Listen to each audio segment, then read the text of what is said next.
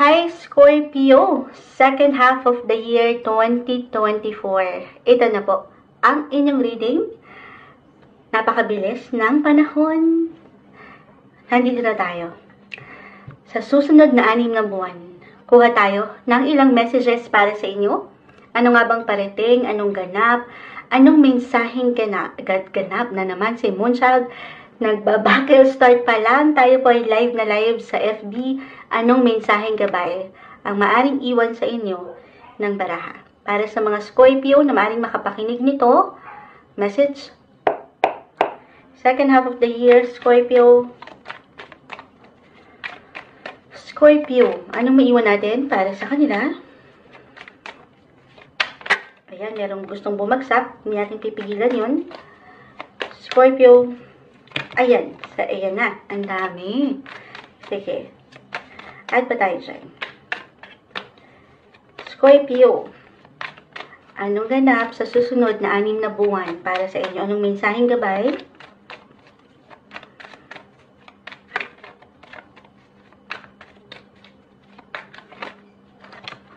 Ayun. Lalong na parami. Pero I feel na kailangan ko itong spread. Isa-isahin natin. Uy, the 5 of Pentacles.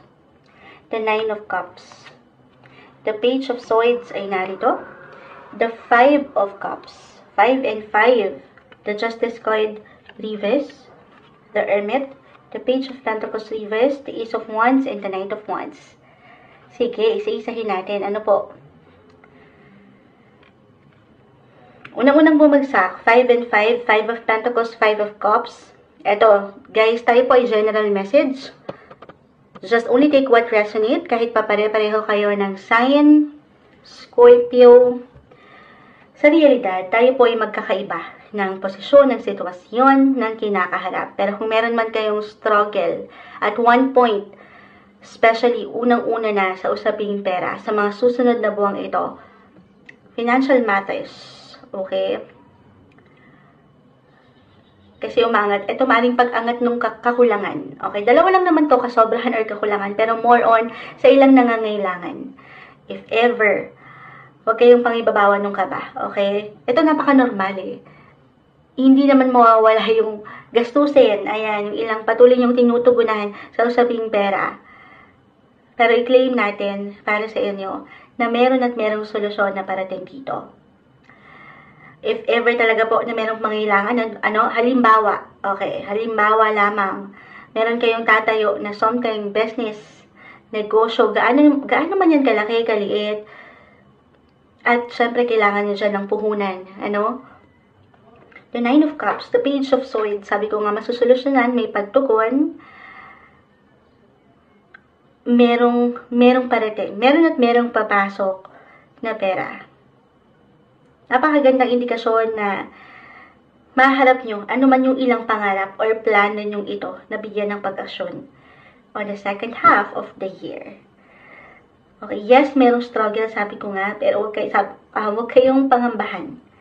Stay positive, dahil merong papasok na pera. Claim po natin yan. Kung meron man kayong, ayun nga, sa pagbe-business, maaaring ito ay sa paraan or sa pamamagitan ng pag-loan. Okay? Justice ay narito, pwede itong napakalawak eh. Pwedeng sa gobyerno, why not? Paayuda ba ito? Or even sa bangko, pwede kayong mag-loan. So, andito yung solusyon, kumbaga. Sa mas practical, maharap nyo yan. Hindi kayo nag-iisa, hindi ito ang support. Or other messages, halimbawa, meron kayong kailangang pagbayarin, or bayarin, sabi ko nga, or meron kayong pagkakautang, or merong pagkakautang sa inyo, reversal tayo. Matatanggap nyo na to. Lalo pa para sa ilan na hinihintay na ito ng matagal, i-claim natin, okay, na ito po ay mababayaran na. More money to fulfill itong mga pangarap mo with 9 of Cups. Pakita natin sa live. Ito yung sinasabi kong pangarap, okay? Yung mga hopes and wishes nyo, maging ano pa man yan. At ito yung paghihirap. Yung struggle na nakikita natin when it comes to money. Again, sa realidad, yung iba naman may pagkasobra. Maybe isang message lang po ito, for some na parang sobra-sobra pa. yung money. Baka naman. Charot. Hindi. Ayan. Na, lagi niyong tatandaan lang, Scorpio, yung tamang responsibility kung paano niyo pangahawakan ng money. Yan naman parang, yes, gusto niya na daw eh. Gusto niyong mag-shopping, ganyan, bilhin lahat, tanggapin lahat. Walang imposible. But at the same time, try to save up pa rin. Okay, maybe kaya umangat yan, yung struggle sa money, try to save for the rainy days. Okay, nang hindi ka nasasobrahan na kukulangan. Okay, yun yung message para sa mga nasasobrahan. Baka naman daw, moonchild, charot, hindi. Pero, andito yung kumbaga kung mangangarap na lang din kayo, sabi nga nila, laki-lakihan nyo na. Kasi meron at merong papasok na pera. Sapat na pera, kung saan mapapaangat nyo yung kakontentuhan din. Ayan.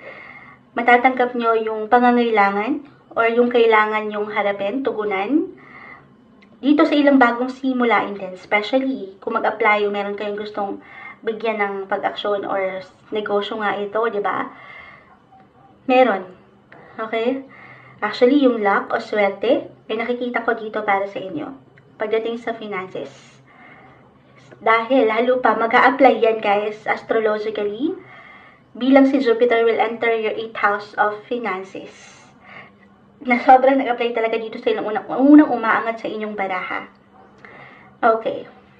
Si Jupiter kasi sinisilip natin, guys, astrologically, kasi siya yung malaking planeta. O, ano yun mo siya? Planet of luck, giver of gifts and luck, and it will enter your 8th house of finances. So, i-claim natin yan para sa inyo. Gaano man yan kalaki-kaliit?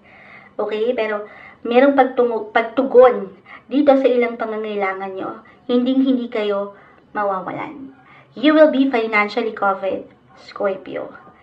Okay, so doon pa lang, parang ang dami na nating na-mention.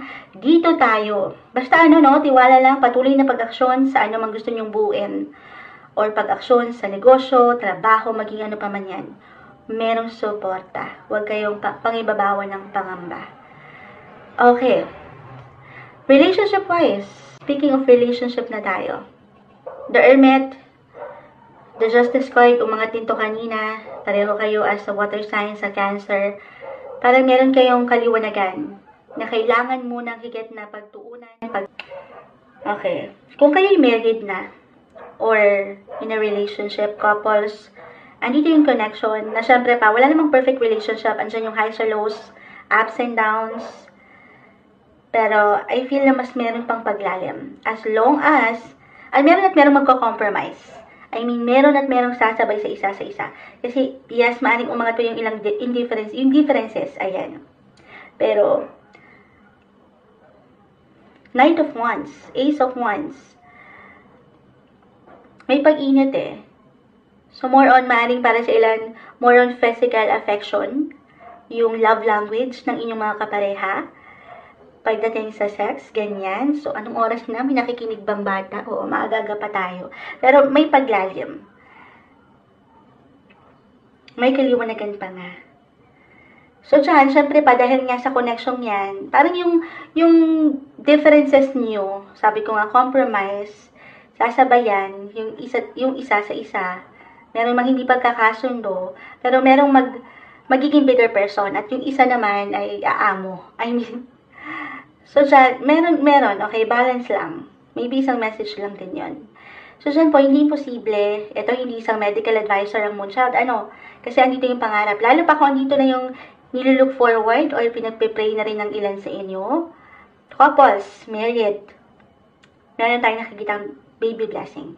Okay, para sa ilan, hindi po kailangan mag-apply lahat. Single, huwag tayo magbubuntis, wala naman, okay? Para ito sa mga couples, lalo pa kung andito na po yung pinagdadasal nyo rin, or hinihiling, why not? Claim natin yan. Okay? Speaking of single, Page of Pentacles, Ace of Wands, meron lang delay, baka na-traffic lang to si Dawan. Okay? Andito, merong hugot eh, the Hermit, may pagkamalalim. I feel that you guys will take things at the next level or to the next level. Relationship-wise, maging ano pa man yan, may paglalim. Kahit pa sa mga panahon, ulitin ko, na umaangat yung pagkakaiba. Or yung pakiramdam nyo na kakaiba. Na baka wala na. Single, di ba? Okay, I feel na meron ditong connection. Single, more on, kung magiging open lang kayo, okay? Kung ready kayo, syempre, by the end of the day, it's all up to you. Kung ready kayo, maring ito ay may kaugnayan sa inyong partnership or sa trabaho, work or business, bilang yun po yung umaangat, usaping pera, meron tayong nakikitang growth sa part na yan. Maaaring saan kayo magkakilala or magkaunawaan. Ayan. So, ang ganda. Lalo pa kung ready naman na kayo. Ayun ang may iwan natin. Pera ang nag-highlight dito. Unang napag-usapan, buhay, karera. Siyempre, kung may pera, may magandang flow ng career. So, i-claim na natin yan. Yung blessing of work, patuloy na blessing of work para sa inyo. And then, relationship-wise, may paglalim pa ng connection, may baby blessing for some of you. Why not?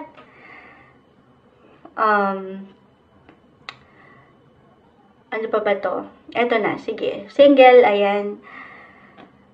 Hindi imposible na meron kayong makamingle. Kung yan lamang po ay inyong bibigyan ng prioridad. Kasi para sa ilan, baka more on sa business, sa usaping pera nakatuon, or higit na maglalaan ng focus sa susunod na mga buwan. So, kaya naiiwan ko baka sa trabaho nyo ito makilala or anything na may kaugnayan sa pera. Health-wise tayo. Hindi po isang medical advisor ang Moonchild. The Hermit ay narito, the Justice Coin. Maring ito yung best time. Kung kayo nakapakinig, sabi ko nga kanina sa Cancer, more on reflection. Maybe this is also a sign for you bilang kayo mga water signs din. Water sign. Na, meron kayong kailangan paliwanagin. Or, klaruhin sa inyong mga sarili. Kasi I feel dito na, okay, yung iba tinatamad. Or walang time. Dalawa lang naman yun. Oo. Sama ninyo si Moonchild dyan sa katamaran. Minsan hindi natin nabibigyan ng prioridad ang ating mga sarili. Physically, emotionally, mentally, dahil dito sa ilang priority nyo. Okay? So, kung meron man kayong kailangan yung kaliwanagan na makita sa part na yan, syempre pa, bibigyan ito ng extra focus. Halimbawa, okay? Mag-iwan tayo ng halimbawa. Meron kayong ilang certain habits, unhealthy habits, or addictions ba ito na alam nyo hindi nakakatulong para sa inyo, baka dito kayo nag-hold back, or hindi siya ganun kadali ilat ko, yun ba ang hirap pakawalan? Ito, sige, parang gusto ko nang isama, relationship-wise, or sa anumang sektor, meron ba kayong nahihirapan kayo pakawalan sa inyong mga sarili, physically, mentally, emotionally, sa isang relasyon, sa sitwasyon, ganyan, maybe this is a sign.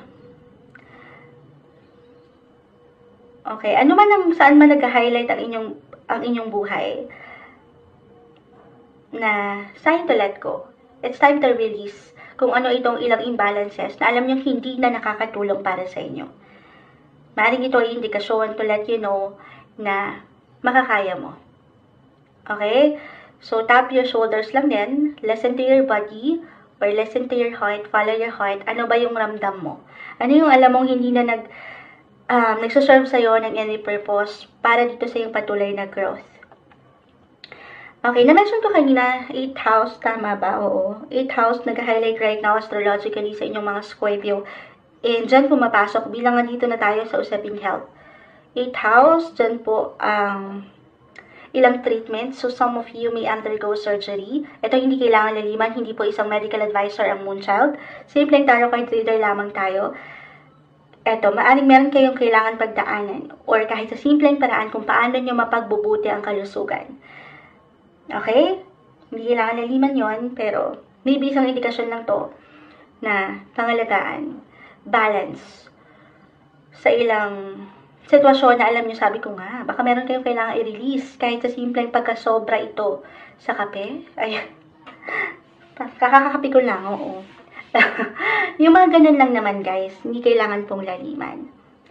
Lastly, last message, the Hermit pa rin tayo. Ito yung nakikita natin, the 5 of Cups. Yung mga kailangan yung liwanag na kanina pang na-mention ni Moonchild. Maybe isang sign na po ito, ayan, na mas laliman ang inyong koneksyon pagdating sa inyong mga faith, no matter what your relation. Actually, parang higit kayong mas magiging malakas. Yung inyong mga pakiramdam, yung inyong mga intuitive side ay aangat. You will be highly intuitive. And for some, very spiritual. Yung pagdating sa inyong mga connection sa Kanya, maging ano pa man po ang inyong reliyon o paniniwala. Okay? Or maybe, isang sign na po yun to connect. To connect with your faith. Mula dito sa ilang patuloy mong laban na kinakaya at nalalagpasan sa buhay. Scorpio, kuha tayo ng pinaka-final words advice na may iwan natin para sa inyo. Para sa mga Scorpio, message po, second half of 2024, napakabilis ng mga sitwasyon. Napakabilis ng araw. Anong may iwan natin para sa mga Scorpio? Susunod na 6 na buwan. Anong may iwan natin para sa kanila? Okay, harmony. Sabi ko nga, mula dun sa ilang pagkakaiba. Ayan, dumidilim na po, hindi pa natin binubuksan ng ilaw. Kanina kasi maliwanag pa, biglang dilim, ano?